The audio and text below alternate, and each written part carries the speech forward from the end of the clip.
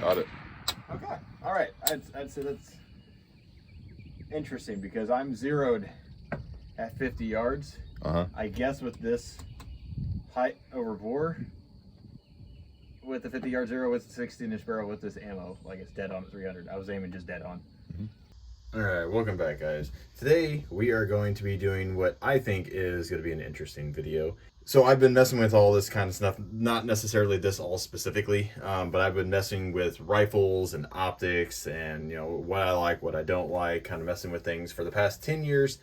And I've come to what I would say is a conclusion, at least for myself, on what I think is the best optic or optic combo for a standard rifle like this. So as you know, I've been testing out some LPVOs recently, this one and this one specifically, and I've had a primary arms, and I think there was one other that I've used that I owned. Now I've used 2 or 3 from other people just at the range a couple times. So I mean, I'm not inexperienced with LPVOs, but I'm not a fan of them, and because of that, I don't shoot with them a lot.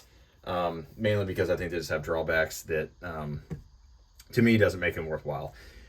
One of them being the fact, if you've watched my video, of how this is bent on the back and how all of these are smashed and how this one is bent on the back. They're just not durable. All scopes are that way, whether or not it's a traditional style scope, you know, something like this, or it's a, let me see if I have one. Or whether or not it's a big, giant, chunky boy like this thing that you're going to put on your 308. They're just not... Sorry, I had to put it up. They're just not the most durable things on the planet. And that's true of any scope. I mean, I'm not trying to dig at LPVOs in general. I just think people don't understand how fragile these scopes can be. And if you drop it on a hard surface or just hard dirt and it hits, you know, the back end of this thing, it's bends. So, and if you drop it on your optic, which is, you know, mounted, say, right up here, it's going to look like this if you drop it on concrete. And there goes some more glass on my finger. Wonderful. To me, I prefer something that is more durable, which is kind of why I made this video. And now that I've made this kind of destruction video on the LPVO, I feel a little bit more confident in saying what I'm about to say. I prefer good old-fashioned red dot sights. Now, these are Eotechs, obviously, so they are technically holographic sights. And what that means is it, one, draws a lot of power because it's using a bunch of tiny little lasers that are shining to produce that. But 2, you don't get any, there's no like reflective light going forward, just bouncing back at your eye like a traditional LED red dot would be. So it does a lot of things for you. 1, it makes it to where you don't have any forward-facing signature, so you can't see from this side any red light versus you can on a lot of LED-based red dot sights. So if you're worried about that, you know, that's the thing. Yes, kill flashes exist, so, you know, but for Eotechs, I'm not worried about that versus with an LED-style red dot sight, you would have to be worried about that. But one other thing that gives you an advantage of is the reticle on here is technically less than 1 MOA, the dot in the center. Now, your eyes, from what I understand, can only see 1 MOA, and you can't see the difference between a 1 MOA dot and let's just say a half MOA dot. I don't remember what the actual size of the dot is, but it's less than 1 MOA. So let's just say it's a half MOA dot. Your eye can't perceive the difference between those two. Now, where that matters is whenever you use something like this, which is a magnifier. This one is a Holosun. This is their 3X magnifier. This one is a primary arms. This is a 6X magnifier. I've played with these for a long time. I use this for a long time. This is actually a replacement. The first one I had to warranty because the glass got really weird and gross on the inside for whatever reason. And they sent me a brand new one because my old one was spray painted. So it was kind of annoying, but nice thing is it's basically brand new. So I can sell it, I guess, if I wanted to, because I like this one better. But why that gives you an advantage. So whenever you use a magnifier, if you've ever used one with a traditional LED style red dot sight, like, you know, one of these up here, the image along with the dot itself, they both get bigger at the same magnification. So think of kind of how a first focal plane scope does. The reticle and the image, you know, grow at the same size. Same thing is true whenever you look down here. It's magnifying the image. It's also magnifying the dot. So the dot technically doesn't get bigger, but to your eye, it looks like it's getting bigger because everything's getting bigger. So proportionally, everything's still the same. But again, you know, you're going to start seeing imperfections or just issues with a LED style red dot sight.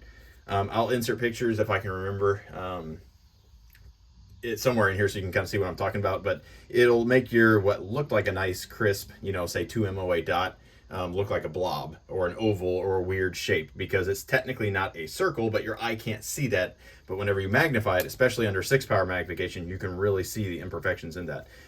With the 3X, it's not as big of a deal, but 3X doesn't really give you a whole lot of magnification, so it's really honestly not even worth it. I'd almost rather go with an LPVO over 3X, but I'll get to that.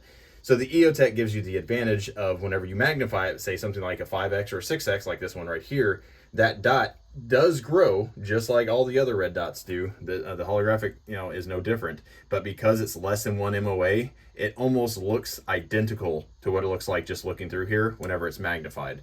All right, and if you know me, you know I'm a fan of Eotechs. I've used a bunch of different Eotechs over the years. I've used these style that have the QD mounts, which is the EXPS versions. I've used the XPS versions, which I have on my AR pistol. And I have it on a riser. The only difference really is between that one and this one is, well, this one has a night vision setting, but that's I'll get to that here in a second. You can go down the rabbit hole of Eotech models. There's a bunch, but basically this one has a QD, the other one does not. This one has night vision, the other one does not. But you can get the other version that has a night vision mode as well. I've also used the 512s, which are the larger ones that have like the 2 AA battery compartment on the front. I don't really recommend getting those anymore, not because they're not good. I still think they're fine as long as you buy a more modern one, since they remedied all the issues that they got in trouble for a while back. But if you get one at all, I would honestly just recommend getting one of the CR123s, because you don't have to worry about the springs wearing out like you do on AA batteries of things moving back and forth. Now on 5.56, it's not really an issue, but mainly it's just rail space. As you can see on here, this takes up a lot less space than something that had a battery pack that went out to here. So if you want to cheap out, the 512s are cheaper, but they don't make a model that is night vision compatible, I don't believe. Could be wrong. If I am, someone tell me. Again, I haven't looked at the Eotech website in a while.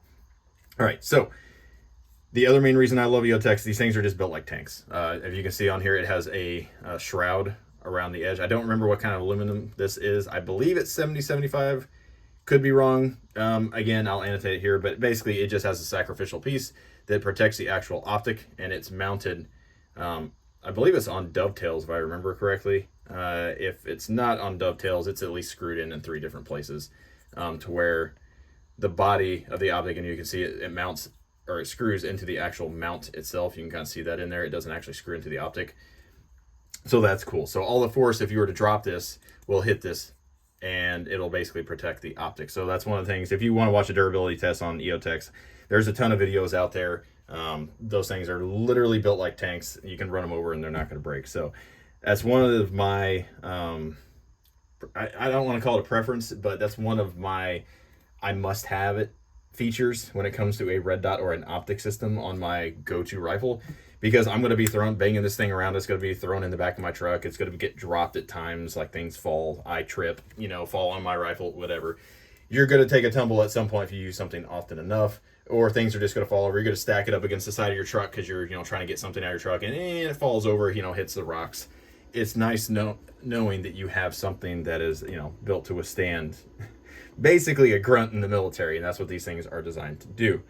So that's why I choose the Eotech. It's durable, and the reticle on the inside is so small, it's less than 1 MOA, that whenever you magnify it, it still gives you a very precise aiming point that you can actually use, versus if you try to magnify a regular traditional red dot with a 6-power, you're not going to have a usable reticle. It's just going to be too large and blobby. Believe me, I've tried. If you're looking for the best deal on Eotech, check out Optic. They didn't sponsor this or anything, but I bought pretty much all my Eotechs except for this one from them. And if you look for their demo versions that are, like just used, but not actually, they might have a scratch or something on them. I've never seen one. All of mine are from there, and I've never had an issue out of them. You can save like $150, something ridiculous, just getting a used model. It was literally just a floor model that they use to show off to people. So then I was not happy because I wanted basically this capability, but with this durability.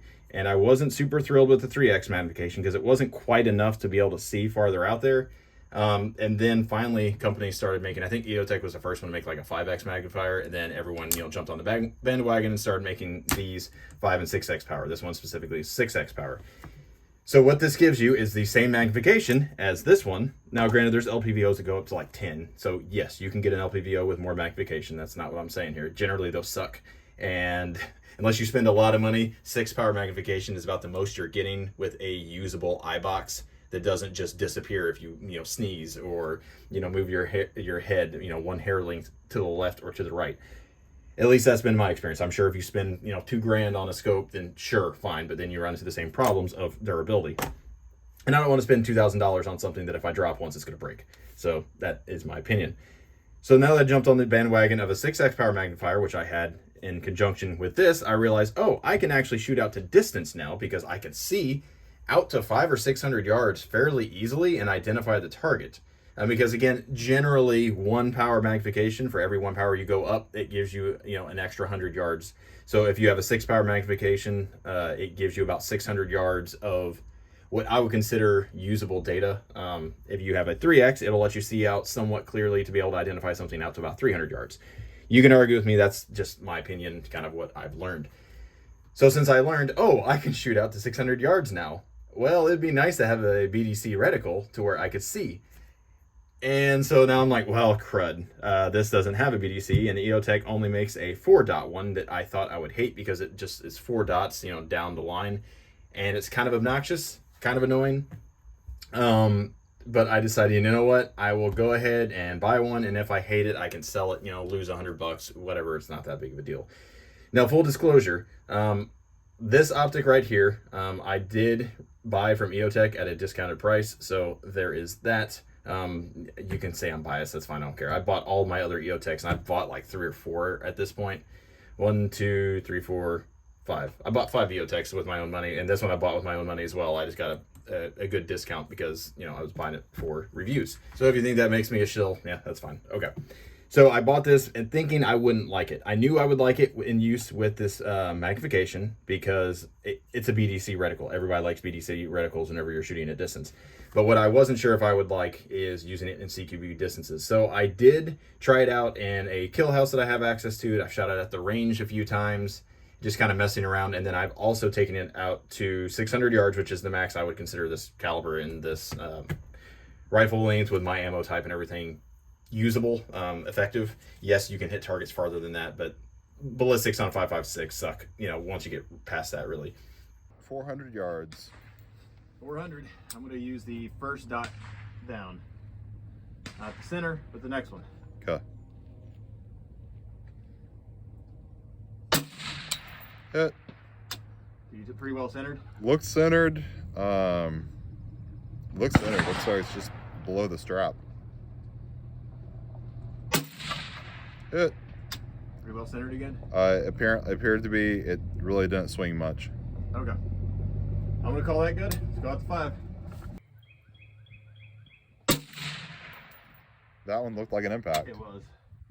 Okay, so I'm holding not on the edge, but just maybe like a baseball length width underneath. Underneath. So it's not dead on, but it's close. So I'm basically aiming at his belt in order to hit him in the chest. Gotcha. But still with using that dot.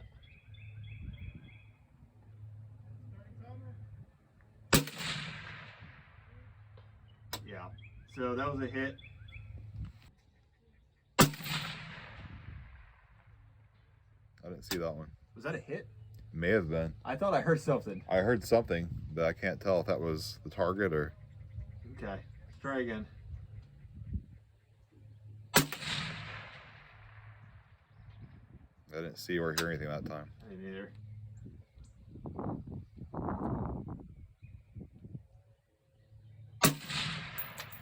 To the right. That was just barely right, right? Yeah, just barely right. Oh, Barely right. Barely right again. So I tested out in all those conditions, and I also wanted to tell you kind of what ammunition types work best with it, at least with my gun. Now, this reticle is designed, again, if I remember correctly, for a 14.5-inch barrel using green tip, which is 62 grain, so I think the, SS109 and the, whatever the actual green tip, my brain is just shot today. Anyway, so it's designed to shoot those, and that's what those BDC dots are technically for.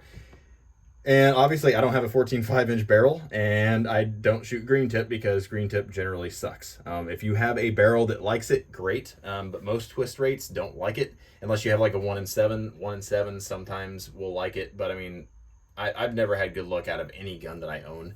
The best accuracy I've got with that stuff is like 2 to 3 inch groups, like on a good day, but it's kind of inconsistent. So, and I've bought stuff from Lake City, from Federal. I've bought stuff from, I bought some PPU stuff that was that, and all of it just kind of was lackluster. I mean, it's okay, but if I can get 1 inch groups, you know, if I'm shooting out 600 yards, I really prefer better accuracy than that.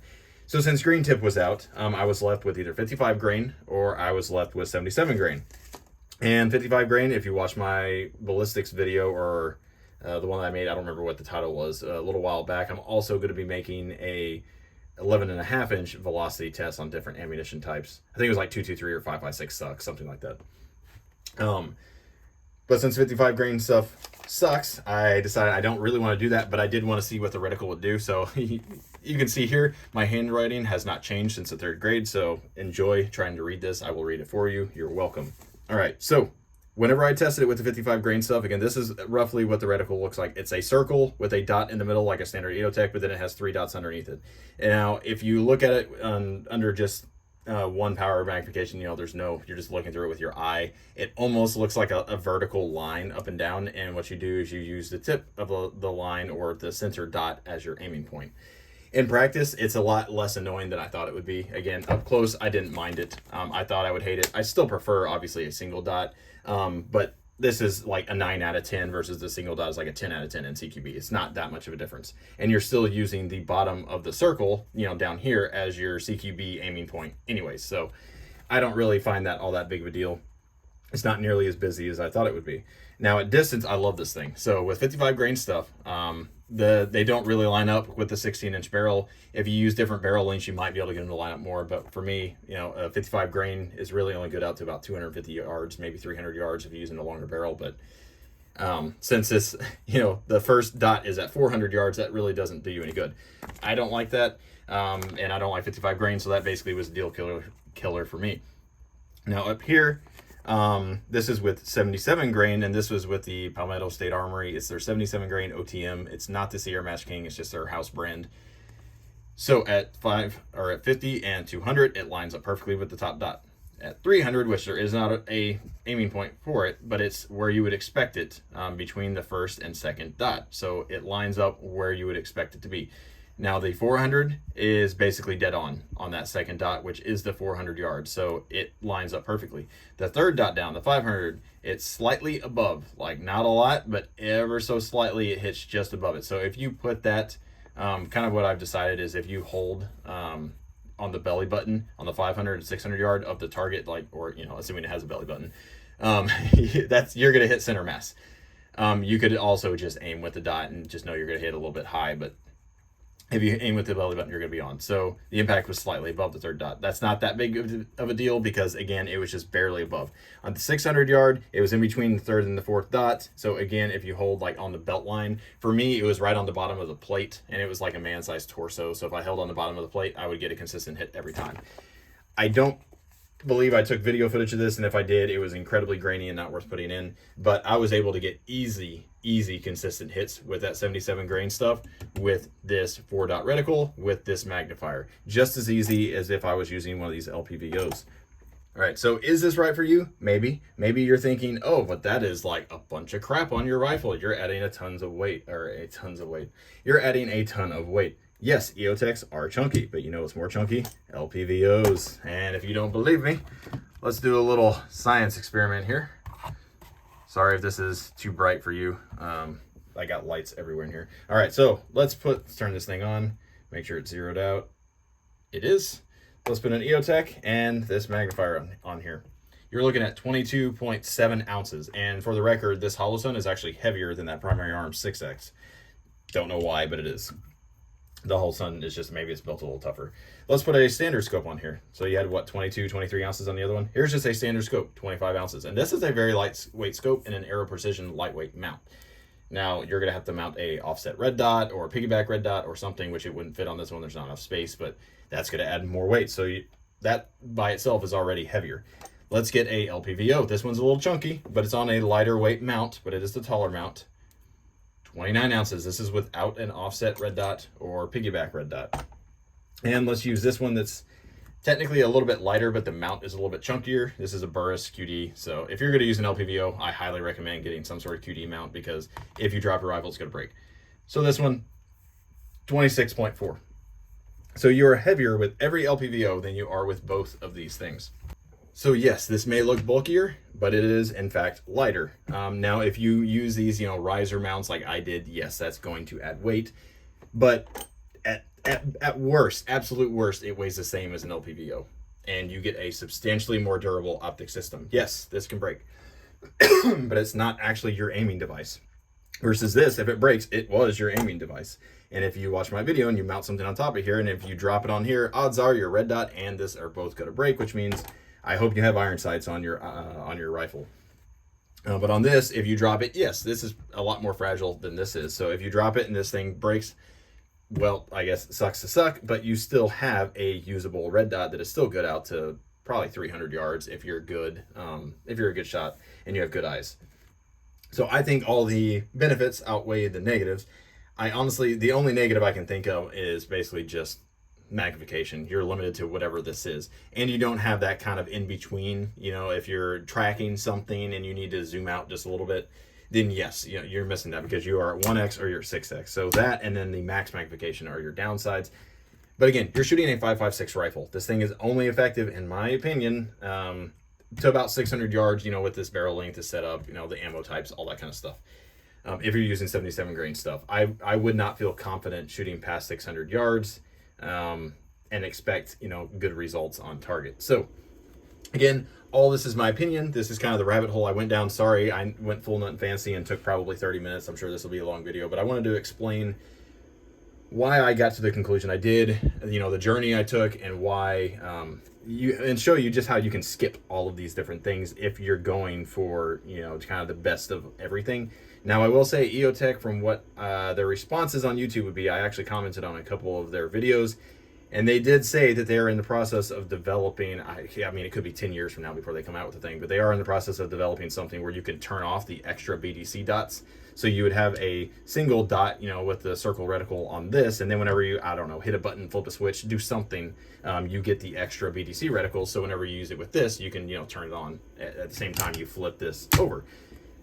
I would love it if they had that, but since they don't, I'm stuck with this right now. So if they come out with that, that to me would be the perfect solution, because it would get rid of my gripe of, the little line of the reticle, not being quite as good as a circle dot, in of itself. So if you appreciate this video, give a like, comment, subscribe. Again, this is just kind of a rant, just kind of show you the process that I did. I plan on making another video here soon, just kind of showing what I think are mistakes that people make and mistakes I made when building rifles, and why I'm building the second rifle, and kind of correcting all those mistakes. So hopefully that video is interesting for y'all as well, so you can, build your rifle right the way you want it the first time and not have to spend a bunch of money redoing everything like I did. So anyways, hopefully you appreciate this video, and I hope you all have a good one.